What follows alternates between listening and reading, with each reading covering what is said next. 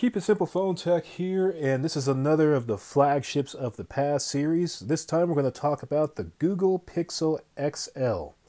This was a great flagship from Google from 2016, and it's a transition from the value-oriented Nexus series into the high-end Pixel series. Let's talk a little bit more about it and learn about and see if it's going to be still relevant here in 2019. Let me just say right away, it's definitely still relevant in 2019. The Google Pixel XL, it's got a great screen, a great AMOLED 5.5-inch screen, 530 pixels, I think it is, pixels per inch. So a fantastic quality screen. The appearance of the phone itself looks like an iPhone. So it looks like an iPhone 6 through an iPhone 8, just doesn't have that home button in the front there. On the back, you've got this two-tone look going on. So you've got this sort of brushed aluminum. Towards the top, you've got this plastic going on here. And overall, it's a good feel. You've got the fingerprint sensor in the middle, and then you've got the camera lens, which is actually flush with the camera. So you can actually set it down on the tabletop, and it'll be flat. Now, along the left side, you've got the nano SIM card tray. And then on the right side, you've got your volume rocker. And then you're going to have your textured power button to make it easy to distinguish between the power button and the volume rocker. It does a pretty good job anyhow. On the top, you see something that you just don't really see anymore, and that's going to be a headphone jack. So that's nice. You put your wired headphones in there. It sounds pretty good at the output.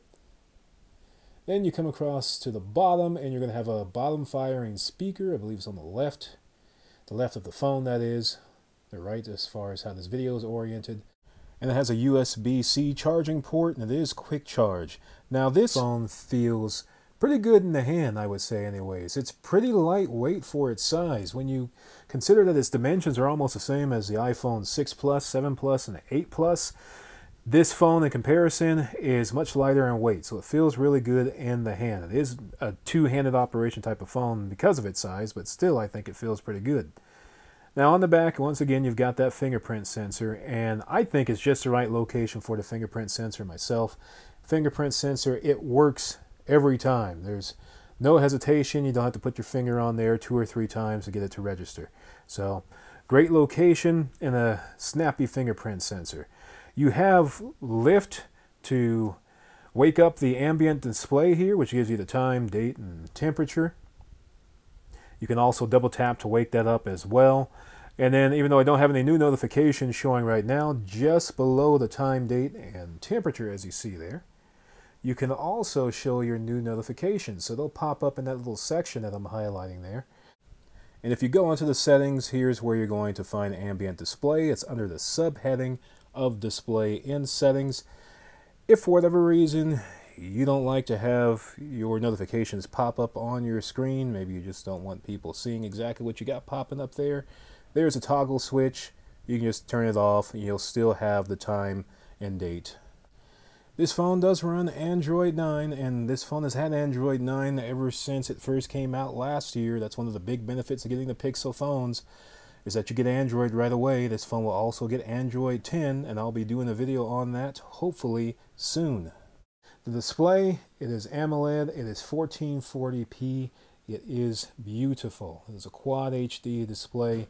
You will not be disappointed with its phone's performance from a display standpoint. You also won't be disappointed with the phone's zippiness. It's got a Snapdragon 821 quad-core processor when other manufacturers were going with octa-core processors at the time. So you've got this 821 quad-core, 64 bits.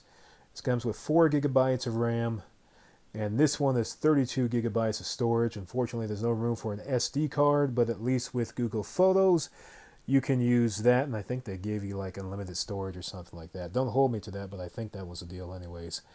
The phone performs almost on par with flagships of today. If you compare this to the Note 8 that I have, a 2017 model with the Snapdragon 835 processor and 6 gigabytes of RAM, this phone almost runs with that, I would say, in terms of performance. It's very smooth. Take a look at the rear-facing camera. It's 12 megapixels. That's a daytime shot, the first one. These next 3 shots are going to be low-light shots. That's without flash, with flash, and then finally Google's night sight. This is a phenomenal rear-facing camera. For 2019, this is still one of the best cameras that you'll find on a smartphone. Now, this picture and the next picture, they're going to be the front-facing camera, which is 8 megapixels.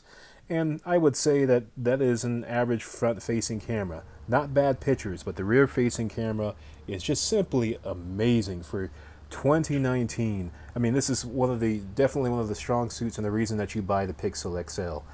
Now, this is video from the Pixel XL from the rear-facing camera. This is at 1080p. It's at 30 frames per second. You can shoot up to 120 frames per second. You can also do 4K at 30 frames per second.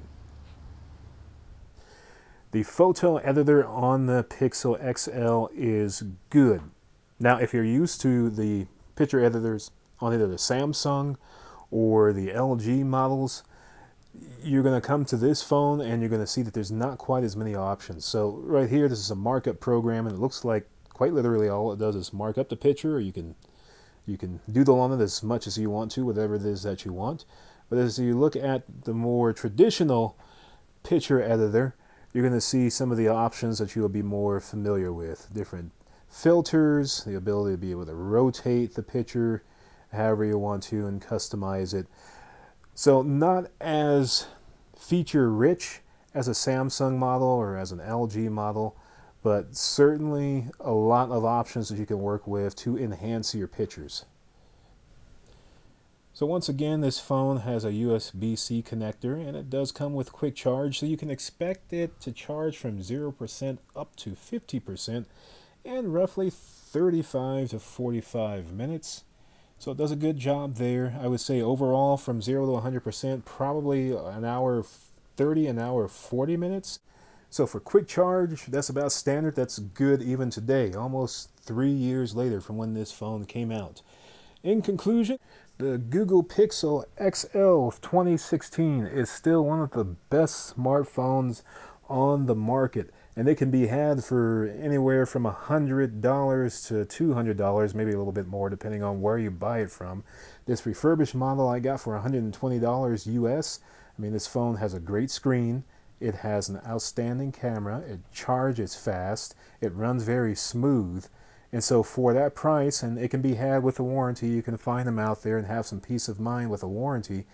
This phone is still terrific. If you don't need to have the latest and greatest smartphone of today, yeah, it's going to be faster, definitely. It might have a few more features. But if you don't have to have that, and you don't want to, say, get a mid-range phone, this is still one of the best phones that you can get. Thanks for watching.